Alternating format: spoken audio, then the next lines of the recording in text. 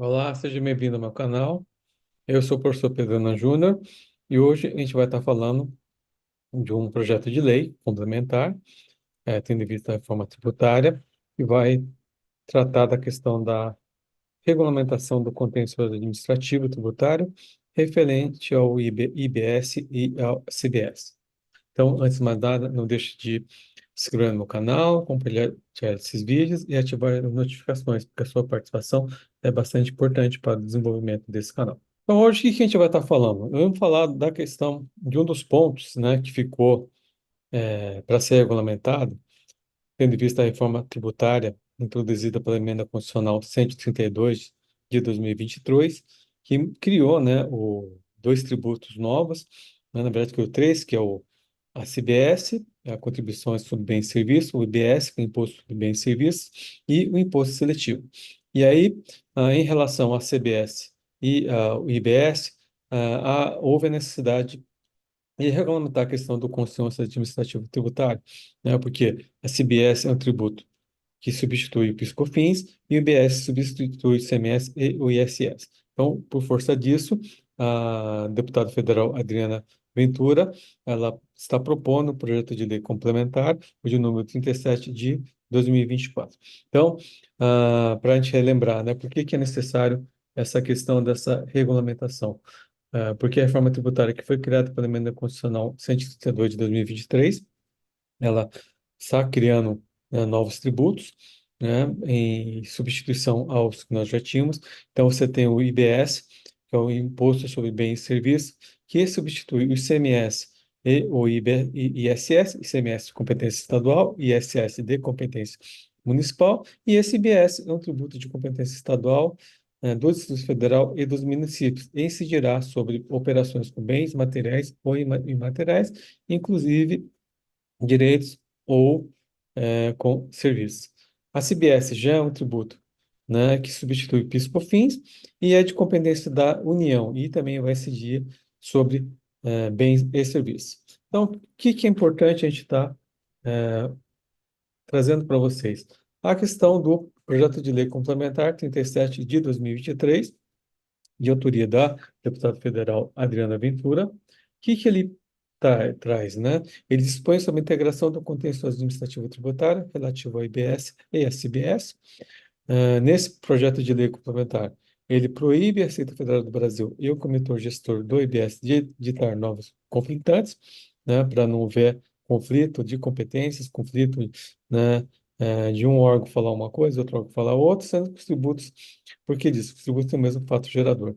A competência para decidir o contencioso administrativo relativo ao IBS é do Conselho Tributário do IBS, então esse é um ponto novo que a gente tem, porque hoje o que nós temos para, em relação ao contencioso administrativo do ICMS? Nós temos tribunais administrativos estaduais, de ISS, temos tribunais administrativos municipais. E aí o que acontece? Com a criação do IBS, você vai ter um órgão só, um órgão que vai julgar tanto que vai julgar só o IBS, né, que seria uma unificação do ISS do ICMS. Então, para isso, está sendo criado o Conselho Tributário do IBS. Em relação à CBS, o que que vai acontecer? Ela vai ser julgada pelas DRJs e pelo CARF, Conselho Administrativo de Recursos Fiscais. Então, em relação à CBS, não há uma grande mudança, não há necessidade de criar um órgão novo para fazer julgamento desse tributo. Então, a gente vai aproveitar o CARF, né, que vai continuar julgando o imposto de renda, a contribuição social sobre o lucro, e vai passar a julgar a CBS e também deve julgar também o imposto seletivo. Os processos administrativos tributários, né, por força desse projeto de lei complementar, serão todos eletrônicos, então eles terão sua formação, tramitação e julgamento exclusivamente mediante a utilização desse sistema eletrônico. Essa é uma das grandes novidades que a gente tem em relação a esse projeto de lei complementar. Então, ele cria, né, o comitê gestor do IBS. Então, quem passa a gerenciar e administrar o imposto sobre bens e serviços, que é de competência estadual, do Distrito Federal e dos municípios, é esse comitê gestor do IBS, que vai ser responsável pela implantação e gestão do sistema informatizado para a formação, tramitação e julgamento dos processos que versam sobre o IBS, que será utilizado de forma obrigatória pelas administrações tributárias do Estado, do Distrito Federal e dos municípios. Então, ele vai centralizar isso e vai administrar esse sistema informatizado. E hoje você tem, cada estado tem o seu sistema, cada município tem o seu sistema, e isso vai ser de uma maneira centralizada, que eu acho que é importante, é bom, porque isso economiza e uniformiza os procedimentos. Em relação à CBS, quem vai fazer a gestão do sistema informatizado? É a União Federal. Então, cabe à Administração Tributária da União a gestão de sistema informatizado para formação, tramitação e julgamento dos processos que versam sobre o CBS, sobre a contribuição de bens ou serviços.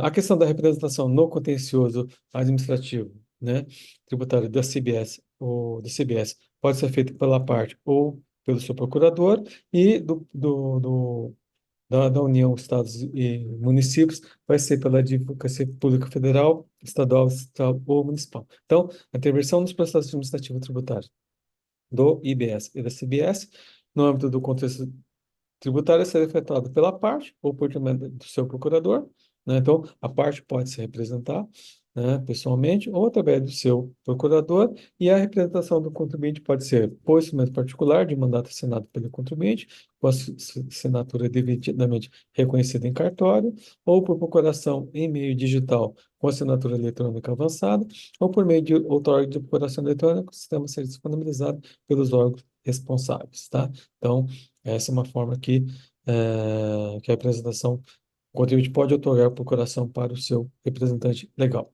E a administração tributária será representada por membros da Advocacia Pública Federal, estadual, distrital ou municipal. No caso de aproveitamento da prova, como os dois tributos têm o mesmo fato gerador, a comprovação documental obtida em um ente serve como meio de prova em favor do contribuinte para documentar a sua aplicação em relação ao outro. Então, vamos imaginar que você tem uma fiscalização do CBS e, de repente, tem uma do IBS também sobre o mesmo fato gerador. Então, aquela prova que foi juntada, apresentada no processo administrativo da CBS pode ser aproveitada para fazer defesa também no processo administrativo do IBS. É lógico que isso depende ainda de regulamentação, depende de talvez uma lei ordinária, talvez até de um decreto para regulamentar como é que isso vai ser feito, quais são os procedimentos que devem ser observados, mas em linhas gerais a lei complementar acaba trazendo esse norte. É lógico que vai ter algumas emendas em relação a esse projeto de lei complementar, e algumas coisas devem mudar, que é isso que a gente tem que ficar atento do projeto até a sua aprovação, muita coisa vai acabar devendo ser modificada. A questão da contagem dos prazos, tem algumas mudanças em relação ao processo administrativo hoje que a gente vivencia, mas isso é bom porque acabou uniformizando, principalmente a questão dos estados e municípios, criando uma regra única para serem observadas tanto pelo contribuinte quanto pela fiscalização. Então, a contagem dos prazos processuais será contínua e considerará apenas os dias úteis, excluindo da data da sua contagem, o dia do início, incluindo o do vencimento. Então, isso nenhuma novidade.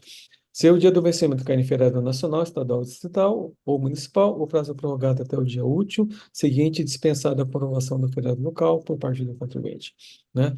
Suspende-se o prazo processual nos dias compreendidos entre 20 de dezembro e 20 de janeiro, que é uma data de recesso, que eu acho importante, porque hoje, atualmente, isso não existe, né, no processo administrativo normal, não existe esse recesso, passa a ter para a CBS e para o IBS. Os dias do começo do vencimento do prazo serão postergados para o primeiro dia seguinte, se coincidirem com o dia em que o expediente administrativo for encerrado, antes ou iniciado depois da hora normal, ou houver indisponibilidade da comunicação eletrônica. Importante esse ponto aqui, porque é muito comum hoje, de repente o sistema fica fora do ar, de repente a repartição fechar por causa de um feriado, por causa de alguma coisa, né, anormal, e por força disso a lei complementar deixa claro como é que vai contar o prazo nessas situações. E havendo calamidade pública declarada por decreto estadual, distrital ou municipal, os prazos processuais poderão ser suspensos de ofício ou a pedido do contribuinte. Então, pelo prazo constante do decreto declara a calamidade, ou por prazo inferior, ajuste da autoridade tributária envolvida e mediante motivação realizada nos autos do processo. Isso também é bastante importante, porque isso interfere, né, no direito de defesa do contribuinte, e isso cria uma, um respeito a isso, e o contribuinte não é prejudicado caso ocorra algum tipo de calamidade pública, de repente uma enchente, de repente uma rompimento de barragem, de repente chuvas muito fortes.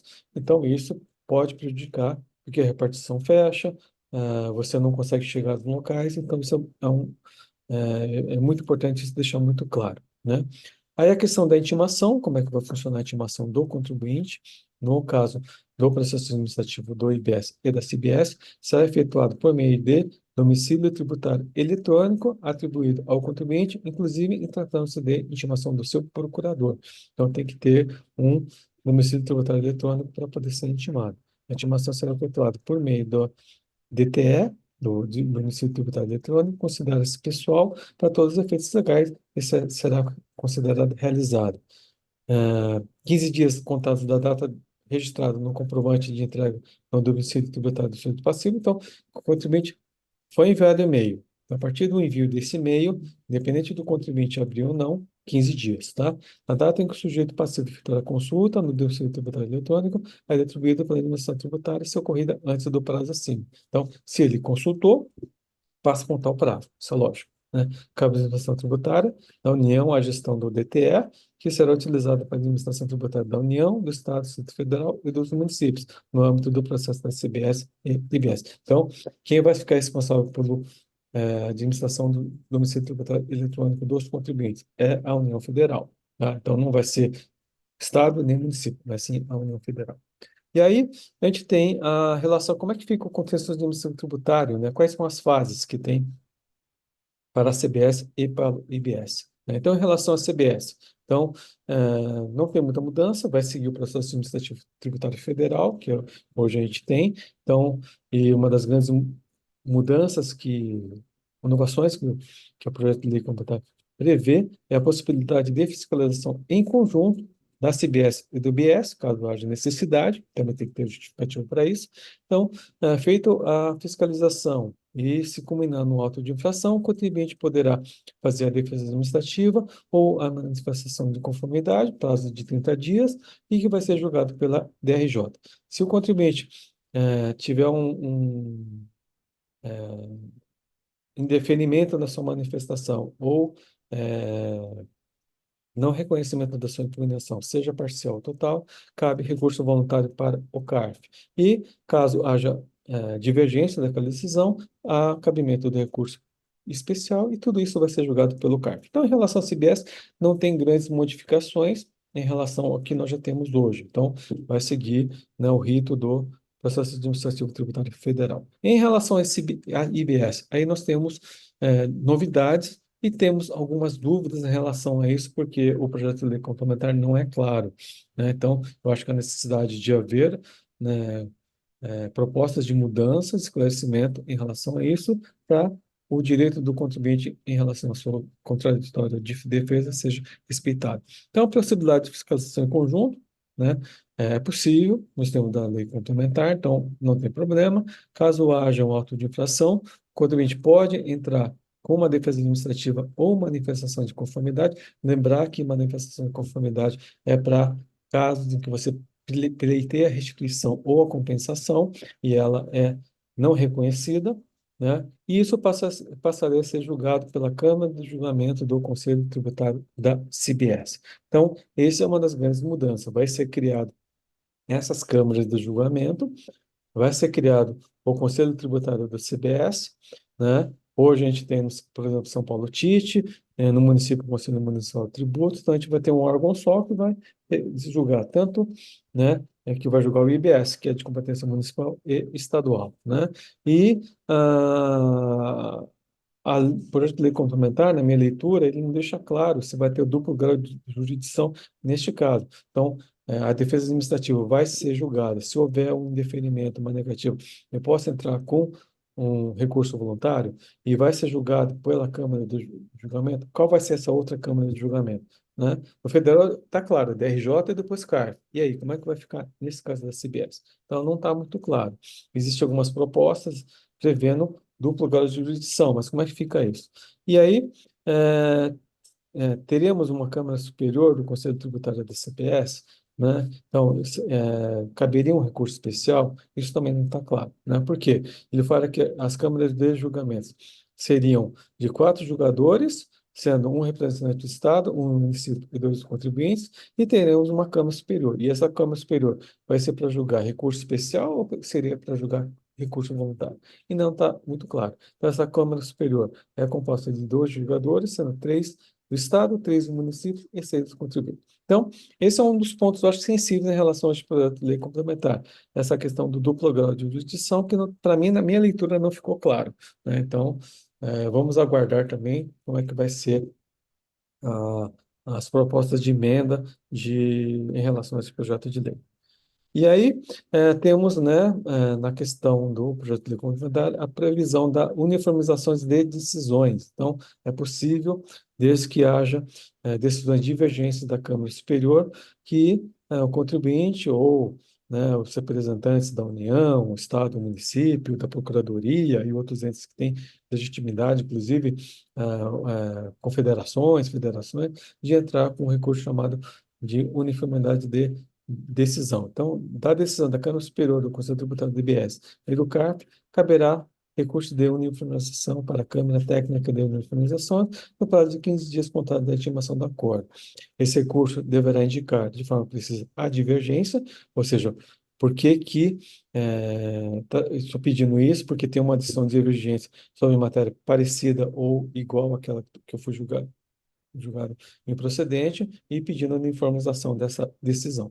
O recurso de uniformização versará sobre matérias repetitivas, divergências decididas em órgãos de julgamento do CARF ou do Conselho Tributário do IBS, e poderá ser interposto quando houver efetiva repetição de julgamentos sobre a mesma questão, unicamente de direito, se entendidas na que tivesse sido julgada por ao menos 3 câmaras de julgamento do Conselho Tributário do IBS ou por menos 3 câmaras do CARF. Então, é importante que você tenha pelo menos 3 decisões divergentes, tanto do Conselho Tributário do IBS ou da Câmara de Julgamento do CARF, para poder suscitar essa decisões divergentes, né? Então, é isso que eu queria falar para vocês, né, nessa videoaula de hoje. É um projeto de lei complementar ainda, muita coisa deve mudar, muita coisa deve ser proposta em relação a esse projeto de lei, então vamos acompanhar a evolução do tema e como isso vai ser aprovado se for convertido em lei, né? Então isso é importante,